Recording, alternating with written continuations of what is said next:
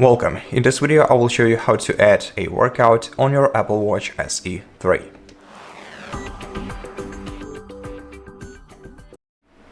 First, press the digital crown to open the app library, then using the same digital crown, scroll down to the workout app, and once you find it, tap on it to open.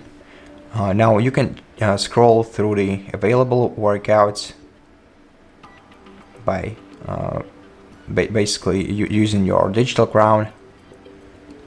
But if you want to add a new workout, you just have to scroll down to the very bottom of the list and then tap the plus icon, then tap add workout, and then select the kind of workout that you want to add to your workout list. Tap on it, then tap OK, and then you'll be able to find a new workout on your workouts list.